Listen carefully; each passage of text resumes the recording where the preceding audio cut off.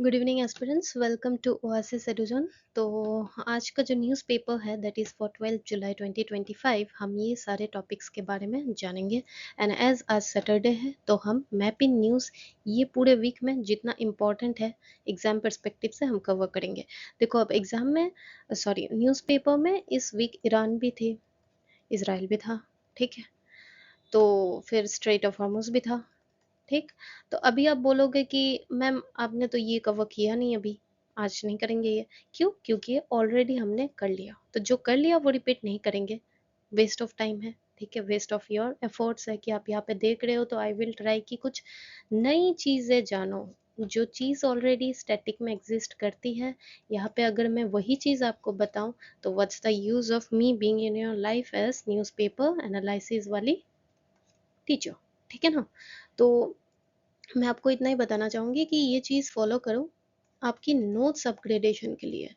Day one से note upgrade करो, not for prelims, for mains, for interview. Interview में भी यहाँ से आप बहुत सवाल दे पाओगे क्योंकि इंटरव्यू के पहले भी पढ़ाई करनी पड़ती है, इसलिए नोट्स रखो।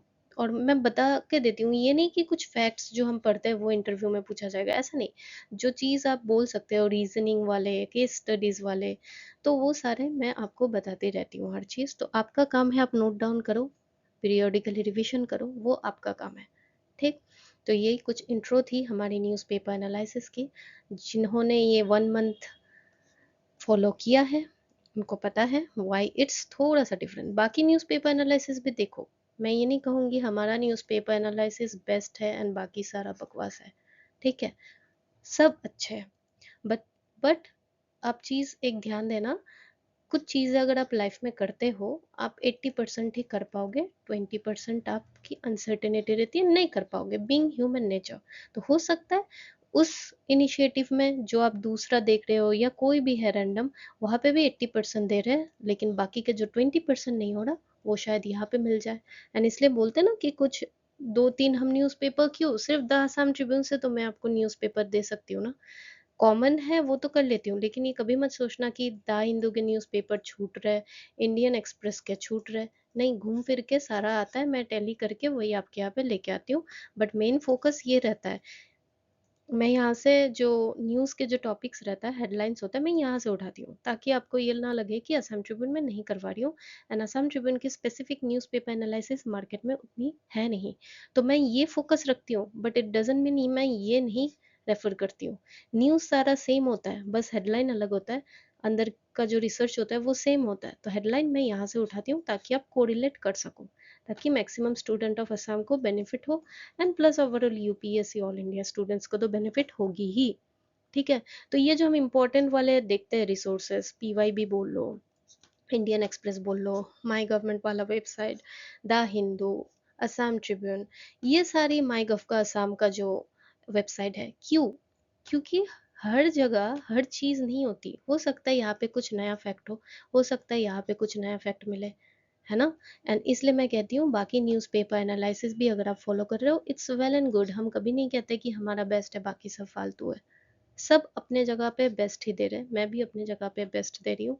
यहाँ से जो आपको एक्स्ट्रा 20% मिलता है वो लो, लेकिन बीइंग एस्पिरेंट आपको कोई एक फॉलो करना चाहिए। तो अगर आप ये फॉलो कर रहे हो तो मेक श्योर आप ये सिर्फ फॉलो करोगे तो नहीं होगा, आप नोट्स अपग्रेड करो, और मैं जो आपको रिवीजन के लिए बोलती हूँ वो रिवीजन करो। बाकी न्यूज़पेपर एनालिसिस में आपको शायद ये दोनों चीज़ वहीं पे दे देते हैं, पीडीएफ भी अवेलेबल करवा भी देते हैं। जो स्टैटिक का चीज़ होता है ये फिर से दोबारा यहाँ पे लिखा हुआ रहेगा, मैं ये दो चीज़ नहीं करती, क्योंकि पीडीएफ में रेडीमेड दूंगी, आप रिवीजन पे ध्यान नहीं दोगे, वही इकट्ठा करते रहोगे, जमा करते रहोगे, एग्जाम से पहले पैनिक करोगे। तो मैं चाहती हूँ कि मेरे साथ जो स्टूडेंट्स एस्पिरेंट्स जो जुड़े हुए हैं वो स्मार्ट काम करें। कन्वेंशनल मेथड सब लोग करते हैं, आप थोड़ा सा डिफरेंट करो ताकि आप डे वन से अपनी काम एफिशिएंसी के साथ करो, ठीक है। एंड बाकी स्टैटिक भी मैं नहीं देती, क्यों दूं मैं? आपका काम है जाके आप देखो उसे, ठीक। पीडीएफ भी नहीं दूंगी क्योंकि आप क्यों खुद ऑर्गेनाइज करो, note making is a skill, अभी नहीं सीखोगे तो कब सीखोगे। एंड मैं ये नहीं कि नोट्स लिखना है आपको, आपके टाइम बचाने के लिए मैं उसी फॉर्मेट में ही देती हूँ नोट मेकिंग का। न्यूज़ रहता है, सारे इंपॉर्टेंट रिसर्च किए हुए फैक्ट्स रहते हैं, एमसीक्यू भी रहता है, ताकि आपके एग्जाम के पहले अगर एमसीक्यू भी रिवाइज करना है, वो एमसीक्यू उसी करंट अफेयर्स के बेस पे ही होता है, ताकि आप बस स्क्रॉल करो, रिवाइज करो। वन नोट कर रहे हो तो ऊपर की तरफ स्क्रॉल करोगे, फोन पे सेव कर रहे हो गैलरी में तो लेफ्ट एंड राइट स्क्रॉल करोगे। तो जो चीज़ आपको करनी है मैं यहाँ पे करके आपको खुशी नहीं दूंगी इनिशियल फेज में कि हाँ मैं कर रही हूँ, नहीं, वो आपको करना है, आपकी स्किल इसी से ही ग्रो होगी। ठीक है, एंड बाकी जो एक्स्ट्रा काम है वो मैं करके दे रही हूँ, आप करो।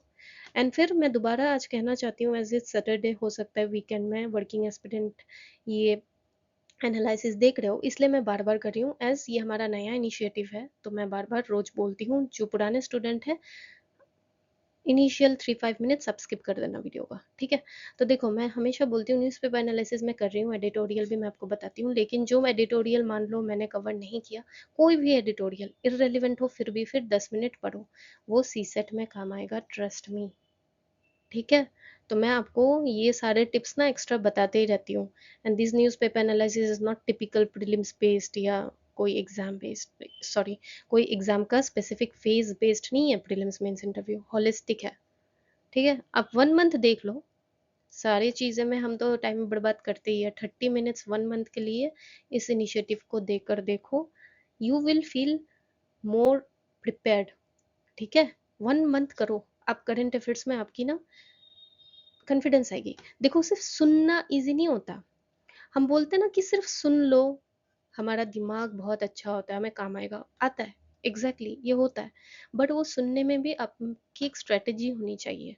एंड वो स्ट्रेटेजी है कि नोट्स अपग्रेड करो, क्योंकि सेम चीज़ बार बार सुनो, नोट्स में भी वही अपग्रेड करो, इधर कोने में लिख के या फिर ऑनलाइन नोट्स, सेम चीज़ करोगे तो आप एफिशिएंट बनोगे। ठीक है, एग्जाम से पहले टेंशन कम होगी। तो यही सारा था, मैं दोबारा आपको सारा कुछ बोल दे रही हूँ यहाँ पे। ठीक है, तो वो बोल कहने का बात यही है कि जो भी कर रहे हो ना, आप बस वैसे करो कि आपकी एफिशिएंसी बढ़े, बस घटने में काम मत करो। ठीक है, तो वीकेंड स्पेशल थोड़ा सा टिप्स, स्ट्रेटेजी, मोटिवेशन मिल गया होगा आई होप। चलिए स्टार्ट करते हैं आज का न्यूज़पेपर एनालिसिस।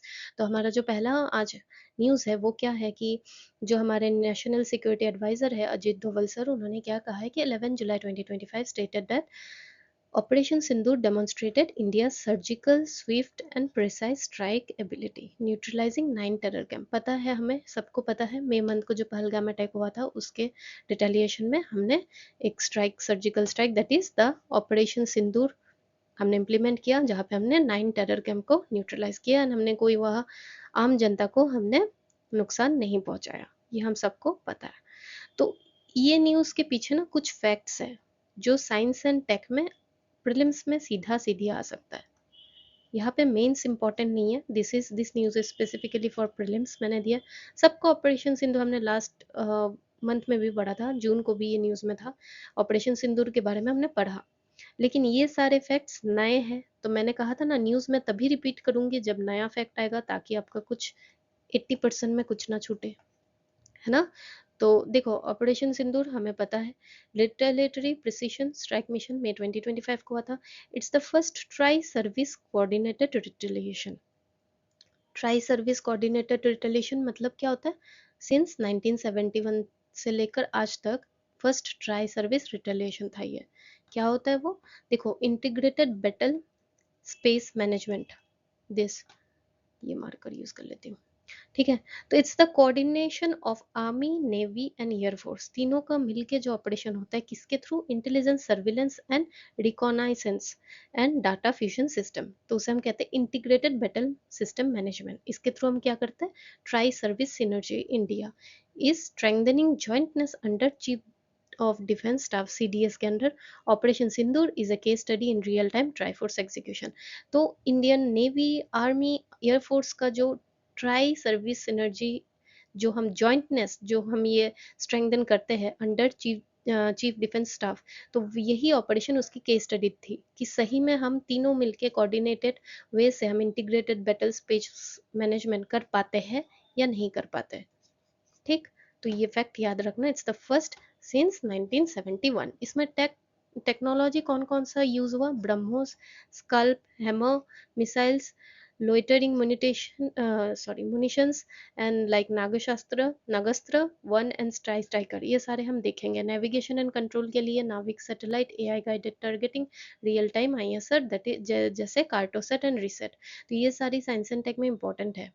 आप एग्जाम से पहले पैराग्राफ उठा के पढ़ते रहोगे, रट्टा मारते रहोगे, ठीक है, आएगा तो आप बोलोगे, कोई बोल देगा या आप ही बोलोगे मैम ये तो 2 साल पुरानी न्यूज़पेपर से आ गई, क्योंकि नाविक इन न्यूज़ तो 2-3 साल पुरानी न्यूज़ में भी आया था, रीसेट तो मैम 2 साल पहले भी न्यूज़पेपर में आया था। नहीं, ये ऑपरेशन सिंदूर के अंडर ही ये सारे टेक्नोलॉजी यूज हुए हैं, तो you should know about it, its current affairs only.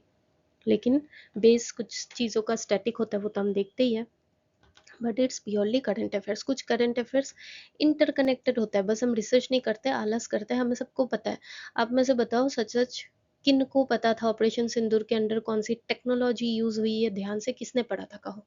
ऐसा ही रिसर्च पढ़ना पड़ता है। एंड इसलिए कहते हैं यूपीएससी एस्पिरेंट 10 घंटे पढ़ता है, इट्स नॉट बिकॉज 10 घंटा बैठकर सारी किताबें पढ़ रहे होते हैं। ये सारी चीज़ों में ना टाइम लगता है, 3-4 घंटा लग जाता है ये सारी रिसर्च करके निकालने में, if you are in first और सेकंड अटेम्प्ट। समझ नहीं आया अब तक सिलेबस तो कोई है नहीं गाइड करने के लिए, इसलिए तो वही चीज़ मैं यहाँ पे करके दे रही हूँ, ठीक। तो प्रिसिशन स्ट्राइक डॉक्ट्रिन यहाँ पे हमने देखा है, तो उसका होता क्या है, India follows a surgical retaliation policy to neutralise terror threat across border while maintaining strategic restraint to avoid escalation, कि लोगों के बीच ज़्यादा हरकम ना मचे, लोगों को कुछ, पब्लिक सिविलियंस को कुछ वो ना पहुंचे, तो इसलिए हम प्रिसिशन स्ट्राइक डॉक्ट्रिन को फॉलो करते हैं। ये वाला टर्म आप मेंस में भी अगर इंटरनल सिक्योरिटी वाले में भी लिखोगे तो एग्जामिनर को लगेगा you have a strong vocabulary, newspaper पढ़ने वाला बच्चा है, ठीक है। लोइटरिंग मुनिशंस क्या है? It's a UAV that Hoover and lock on targets before striking, strike करने से पहले ही वो टारगेट अपना लॉक कर देते हैं। टेक्नोलॉजी टर्म है, याद रखना। Nagastra one is an indigenous loitering munition developed by Solar Group DRDO partner, तो enhances flexibility and reduce collateral damage। You should have the idea। रट्टा बस एग्जाम में लिखना तो है नहीं, आ जाएगा, आपको मार्क करना है प्रीलिम्स में, तो थोड़ा आइडिया रखो, हाँ ये स्ट्राइक करने से पहले टारगेट को लॉक करके मारता है। एंड उसी के अंडर कौन है? नागास्त्र वन जो यूज हुआ था। ब्रह्मोस मिसाइल ये तो बहुत ही कॉमन है, India Russia supersonic cruise missile है with range up to 800 kilometre. कहाँ कहाँ लॉन्च कर सकते हैं? Sea, air, land launch versions used in precision deep strike role, ठीक। नाविक इंडिया की इंडिजिनियस नेविगेशन सिस्टम है। Indian regional navigation systems that is IRNS provide real time position, specially important for military application. तो ये ज़्यादा काम कहाँ करता है? जहाँ पे जीपीएस काम नहीं करता, जीपीएस डिनाइड इन्वायरमेंट में ये एक्यूरेट टारगेट ट्रैकिंग और पोजीशन में काम आता है, ठीक। थोड़े से बस इसके इंपॉर्टेंस को याद रखना। देन ये तो हमने देख लिया। बाकी स्कल्प क्या है? French air launched cruise missile in deep strike role by IAF Mirage 2000, ठीक। तो ये फ्रेंच का है। ब्रह्मोस तो रशिया का है। Hammer highly agile modular munitions extended range precision glide bomb integrated with Rafale, ठीक। बस रफाल दैट ये range precision guide bomb modular munition, ये थोड़ा टर्म याद रखना, जो भी है टिक करना, ठीक है। Akash Teer system IAF integrated air defence command and control system activated during the operation, ठीक। Then sky striker Israeli origin in suicide drone inducted for real time airborne target destruction, Israel, French and Russia. तो थोड़ा मोटा मोटी ये prelims का important है, याद कर लेना, ठीक है। देन हमारा नेक्स्ट न्यूज़ जो है, अभी हाल ही फिलहाल में आपने देखा होगा कि जो हमारी यूनियन फाइनेंस मिनिस्टर है निर्मला सीतारमन जी, उन्होंने मेघालय विजिट किया, तो उसी दौरान उन्होंने विजिट किया, उन्होंने चेयर किया कौन सा occasion? North east round table under prime minister internship scheme. उन्होंने इंटर्न्स के साथ, इंडस्ट्री लीडर, गवर्नमेंट ऑफिशियल के साथ बातचीत की, देखा हर चीज़ कैसे हो रहा है क्या नहीं। तो ये तो चलो आम जनता वाली न्यूज़ है। एग्जाम पर्सपेक्टिव से ये होता क्या है? प्राइम मिनिस्टर इंटर्नशिप स्कीम ये कम्प्लीमेंट करता है हमारी स्किल इंडिया मिशन। वो क्या है? जो फोकस करता है structured paid internship in top companies to boost employability. तो ये इसकी स्ट्रक्चर कैसी है कि ये 12 मंथ पेड इंटर्नशिप देती है, 5,000 प्रति महीने आपको मिलेगा पर month, plus 6,000 grant, to youth age कौन सा 21 to 24, याद रखना 28 आ जाएगा बाकी एग्जाम के, गवर्नमेंट एग्जाम की एज या 32 आ जाएगा तो गलत हो जाएगा। 21 to 24 with no prior and job internship, जिसके पास पहले जॉब इंटर्नशिप नहीं थी उनको दिया जाएगा 12 month पेड इंटर्नशिप। ठीक है, aimed at bridging the employability gap. तो ये लॉन्च कब हुआ था? बजट 2024-2025। टारगेट क्या है? 1 crore interns in top 500 companies over 5 years। Pilot started कब हुआ था? इस 2024 अक्टूबर में विथ 1.25 लाख इंटर्नशिप। ठीक है, अब ये तो हो गया, चलो प्रीलिम्स के लिए इंपॉर्टेंट हो गया। अब मेंस में ना ये आए या कोई भी गवर्नमेंट की जो इनिशिएटिव है नॉर्थ ईस्ट में वगैरह, तो इसमें आप क्या देखते हो? देखो अभी राउंड टेबल्स जो हो रहे हैं इन रीजन लाइक नॉर्थ ईस्ट, ये क्या दिखाता है? यहाँ पे कौन कौन आ रहे हैं? स्टेट गवर्नमेंट रह रहे हैं, पीएसयू इंडस्ट्री सारा आ रहा है। तो इससे हम क्या देखने को मिल रहा है?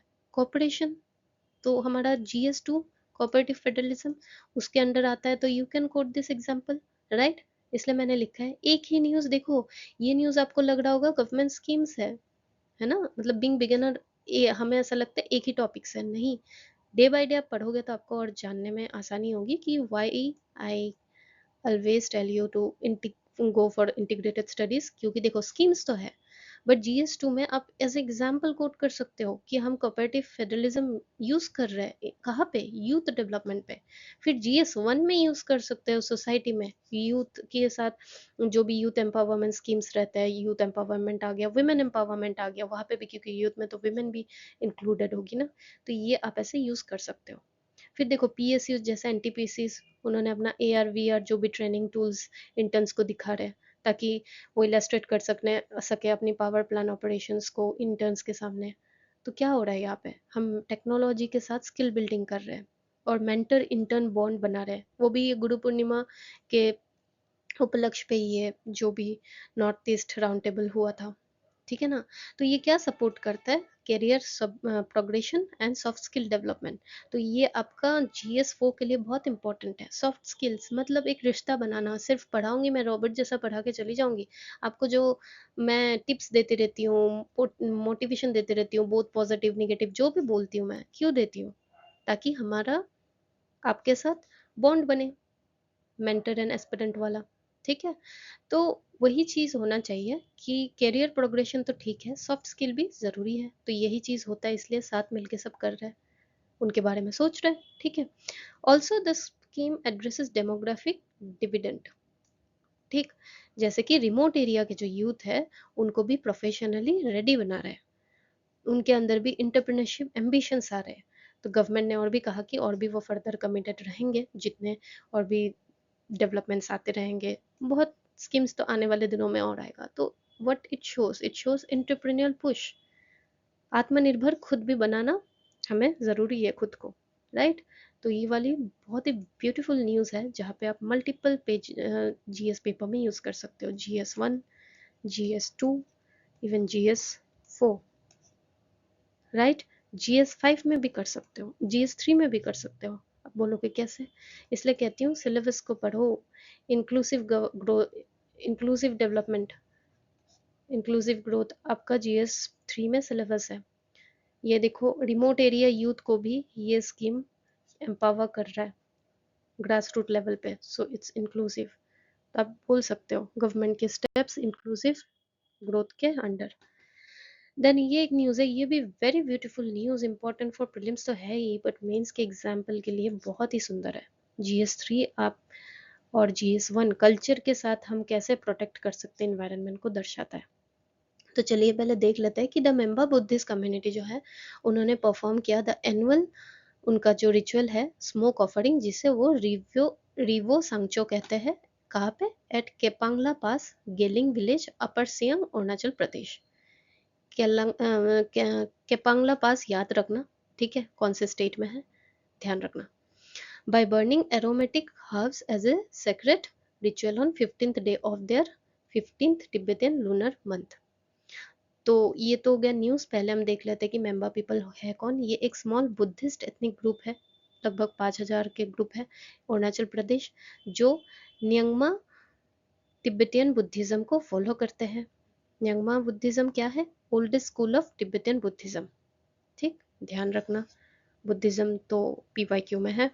Maintain ancient tradition like Losar, Choskar and Riwo Sangcho. तो रिवो सांगचो में क्या होता है? Ritual smoke offering. वो जो ये जो हर्ब्स होते हैं ना, बहुत सारे एरोमेटिक हर्ब्स के गुलदस्ता जैसे एक साथ लेकर जलाते हैं, तो वहां से जो धुआं निकलता है, तो वही स्मोक ऑफरिंग, धुआं से वो वही ऑफर करते हैं स्मोक। क्यों?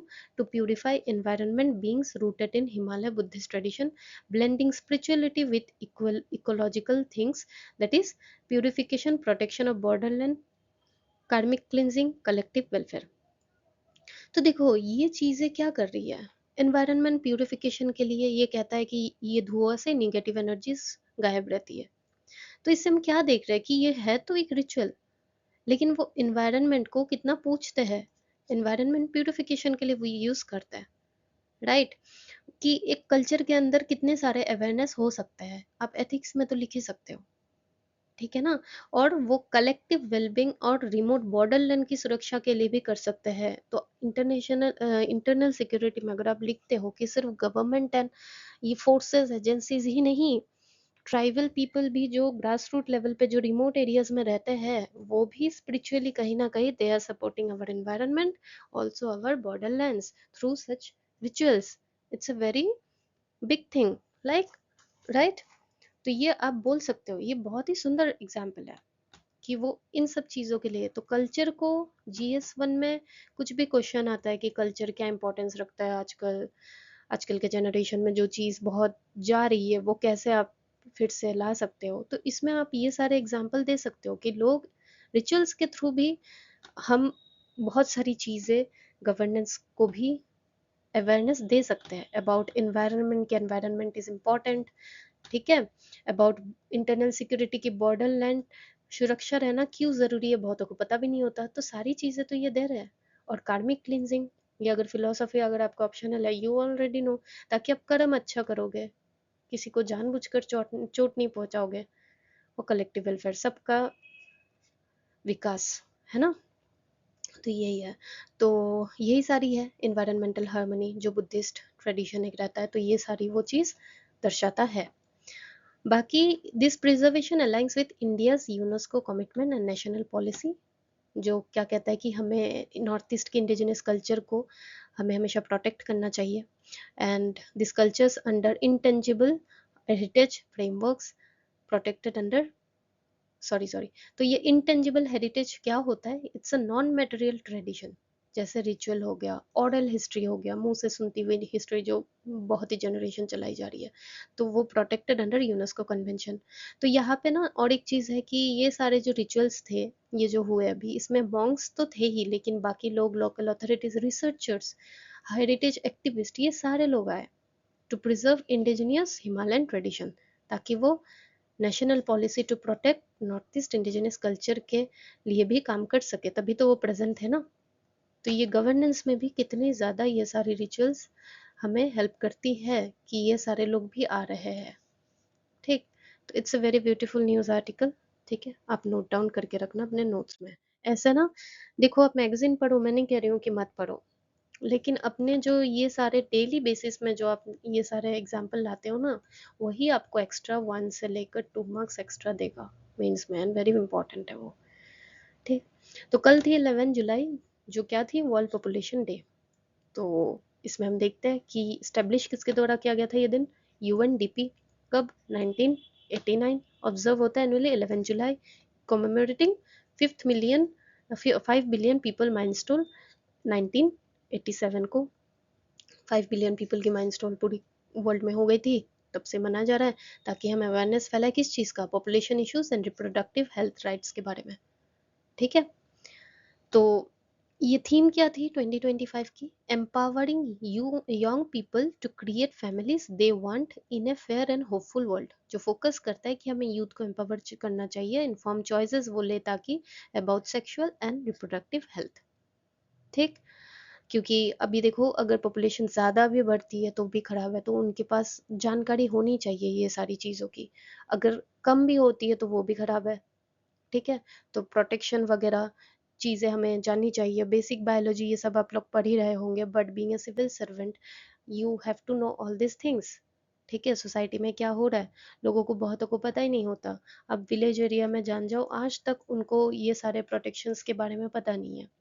तो we should empower youth for sexual health, ताकि वो जाके वो अवेयरनेस फैलाए। देन रिप्रोडक्टिव हेल्थ, बहुत औरतें एक बार अगर मान लो प्रेग्नेंट हुई, दूसरे साल में और एक बच्चे का प्रेग्नेंट हो जाती है, कॉम्प्लिकेशन आ जाता है, इधर माँ मर जाती है या फिर बच्चे को कुछ इश्यूज हो जाता है। तो हमें वो समझाना चाहिए कि your body also need rest.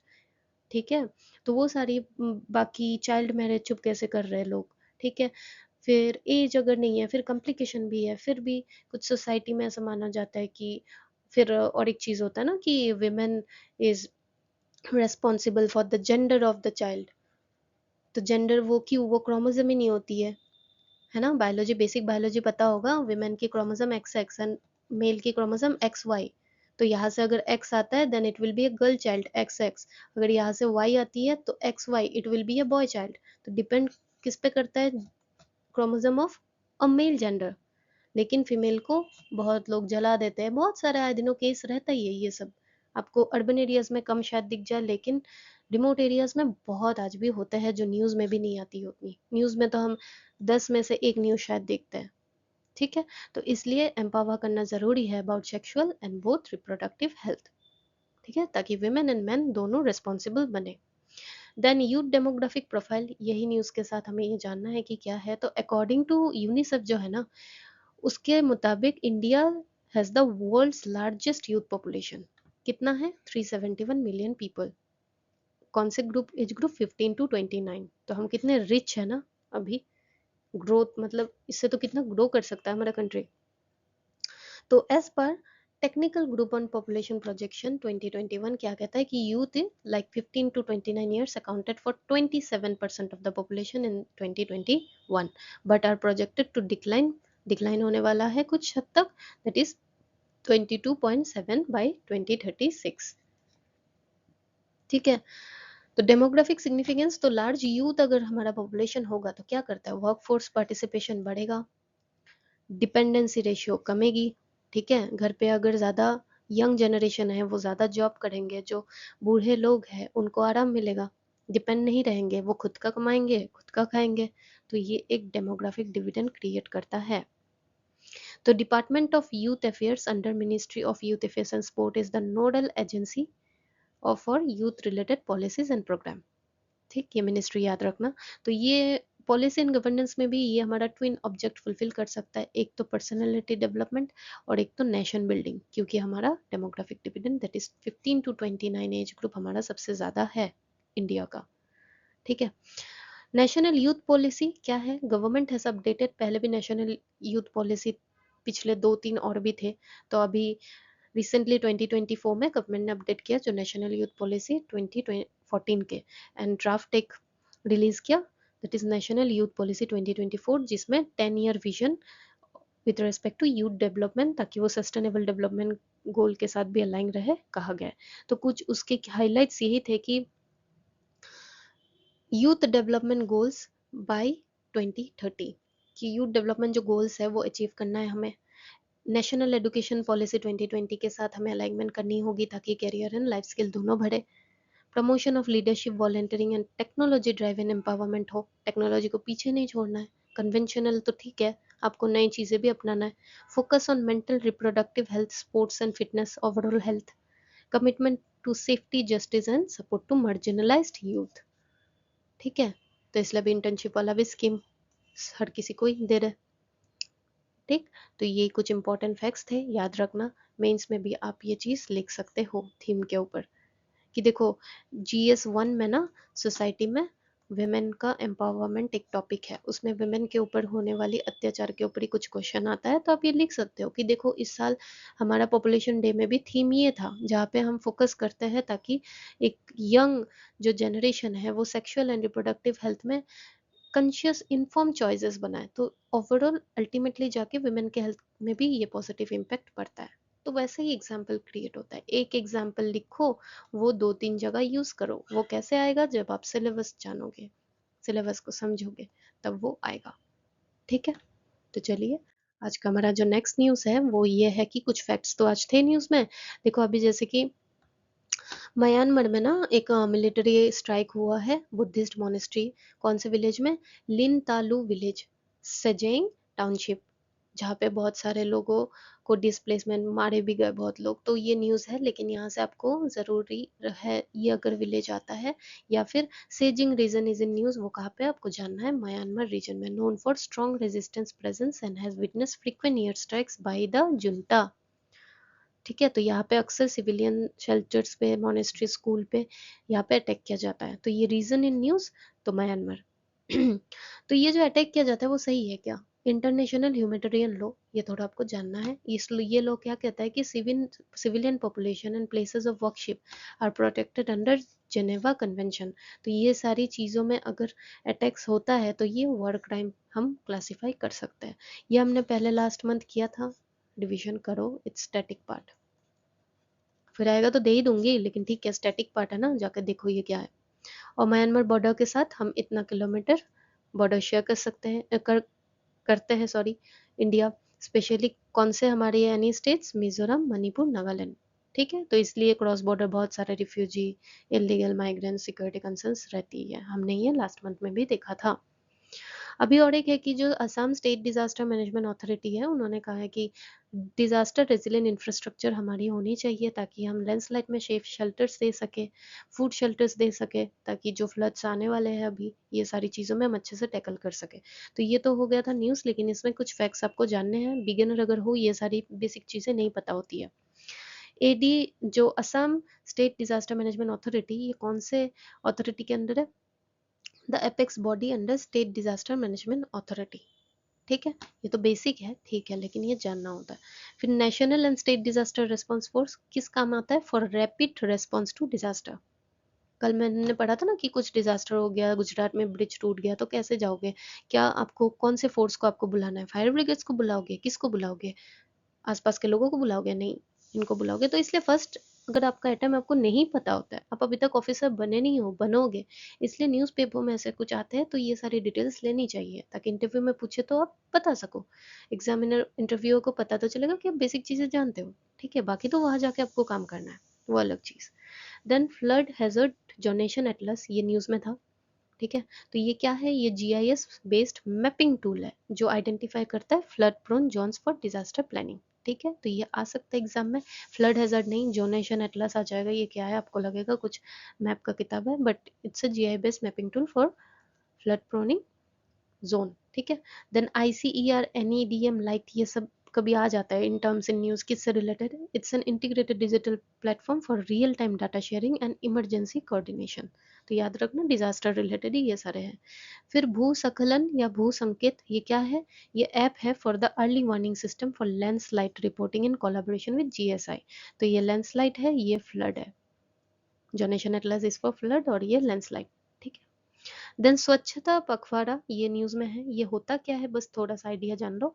It's a campaign under ministry of housing and urban affair to reinforce Swachh Bharat के जो ऑब्जेक्टिव है वही हम इम्प्लीमेंट कर सके अंडर दिस मिनिस्ट्री, उसे ही हम स्वच्छता पखवाड़ा। तो ये मिनिस्ट्री आप थोड़ा सा ध्यान रख लेना। ठीक है, देन जो आज हमारा एडिटोरियल है वो क्या कहता है कि देखो, सुबानसरी लोअर हाइड्रो इलेक्ट्रिक प्रोजेक्ट जो बहुत सालों से हॉल्ट में था, क्योंकि बहुत सारे इन्वायरमेंटल अपोजिशंस, बहुत सारे स्ट्राइक्स हुए, प्रोटेस्ट हुए, तो ये अभी खत्म, मीन्स होने वाला है। कंस्ट्रक्शन अगेन चालू हुआ, तो ये अभी बनने वाला है, बन के खत्म होने वाला है। तो इसलिए ये न्यूज़ में है कि is more than A power project. ये केस स्टडी बन चुका है कि कैसे एक चीज़ हॉल्ट में था, अभी एकदम से पूरा सही होके, सारी चीज़ें रिजॉल्व होके अभी फिर ये डेवलपमेंट एक इंफ्रास्ट्रक्चर मॉडल बनने जा रहा है, कंप्लीट होने जा रहा है।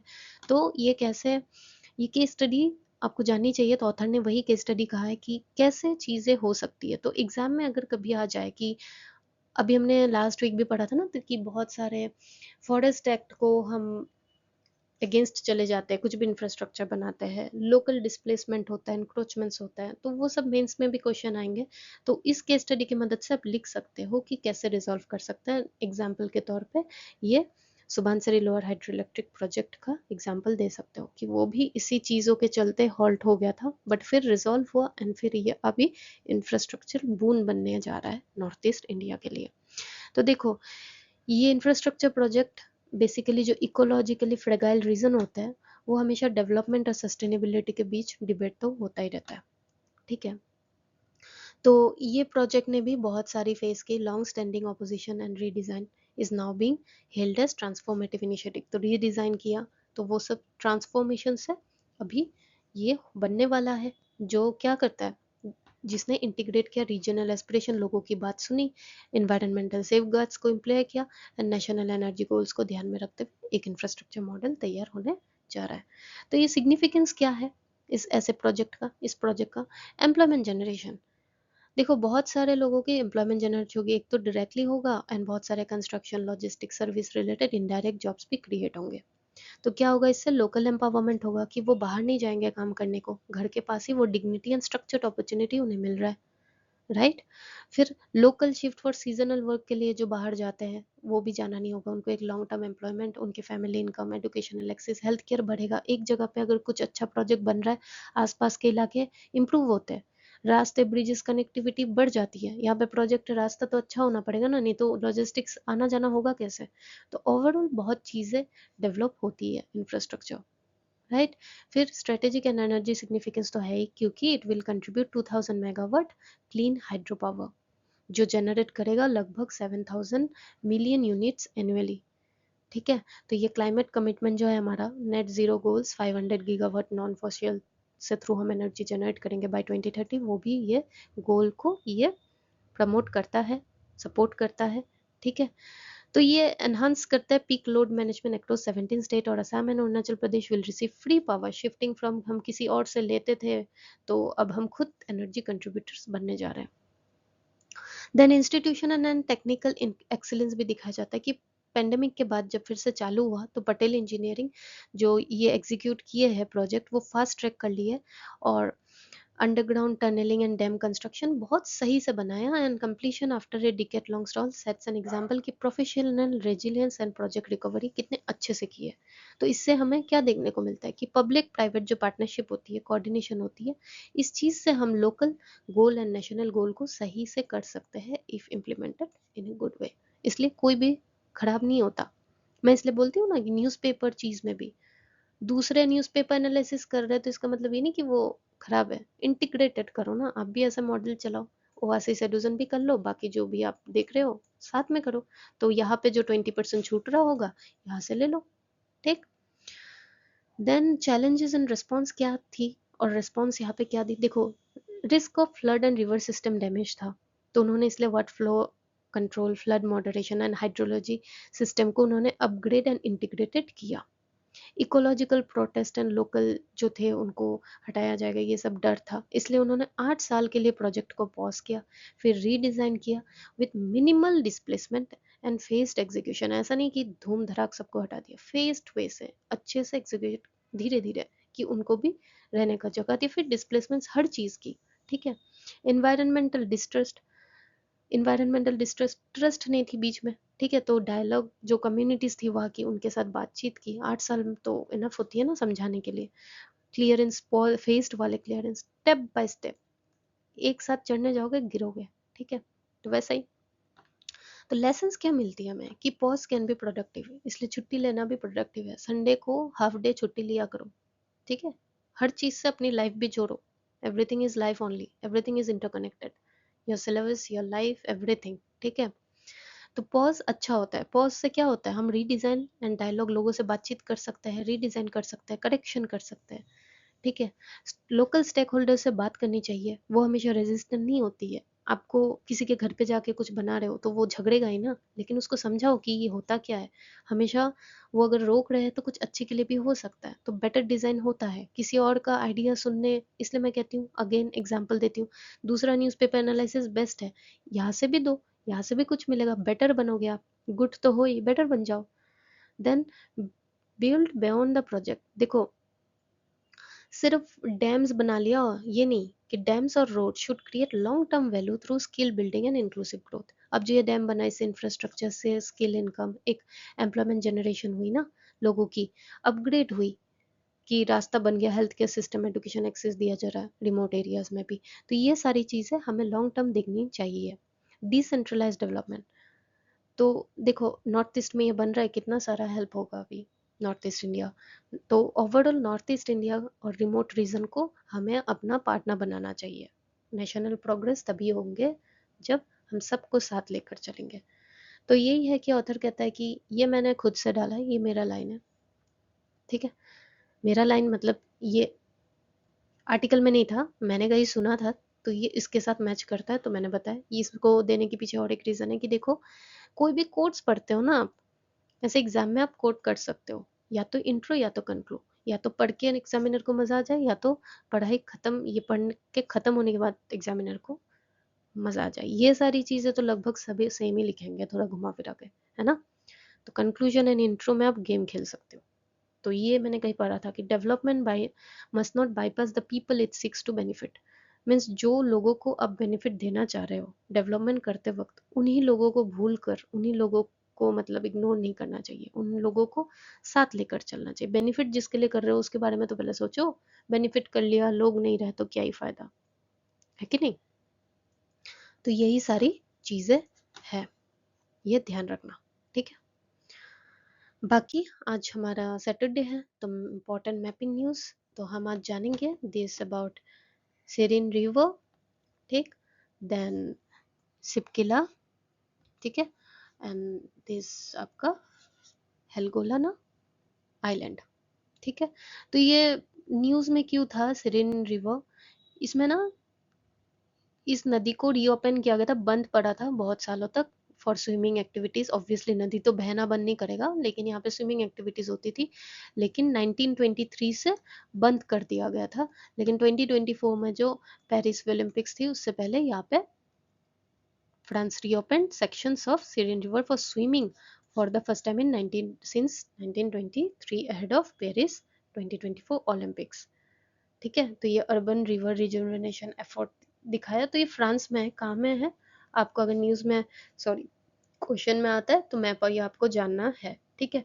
और ये नदी जाके कहाँ पे एंड होता है, दैट इज इंग्लिश चैनल। तो इंग्लिश चैनल कहाँ है, कभी एलिमिनेशन में भी आपको हेल्प हो जाएगी, मैच द फॉलोइंग या कुछ आता है तो थोड़ा सा जानना पड़ता है। तो this Seine river is in France, और कहाँ पे ये खत्म होता है, इंग्लिश चैनल, ठीक। तो ये ध्यान रखना।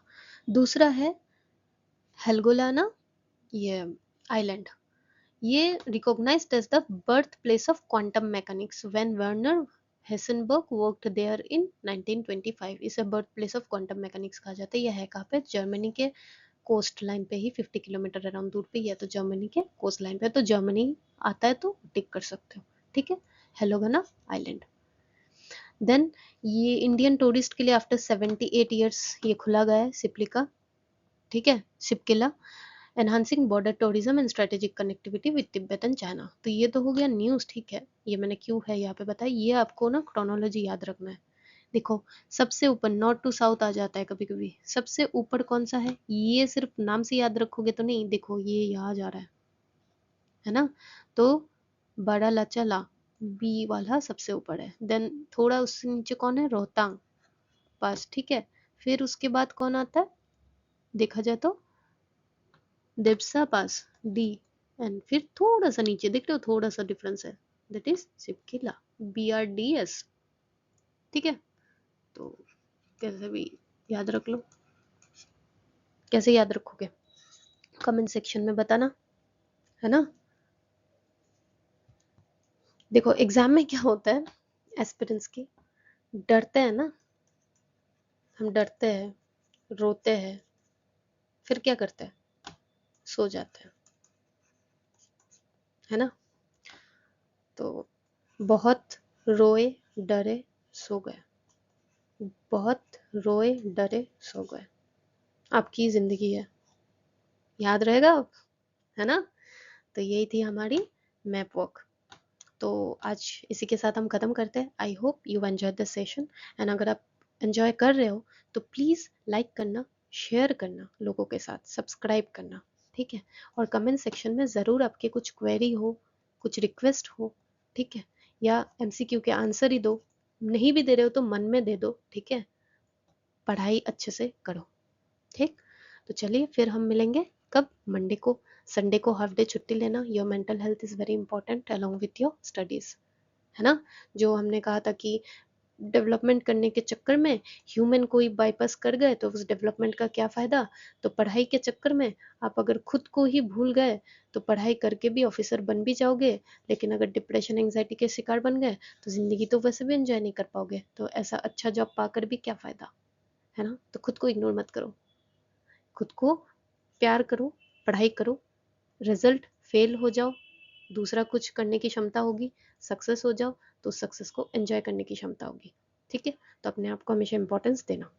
तो चलिए आज के लिए इतना ही, फिर हम मिलते हैं मंडे को। तब तक के लिए अच्छे से पढ़िए, खुश रहिए।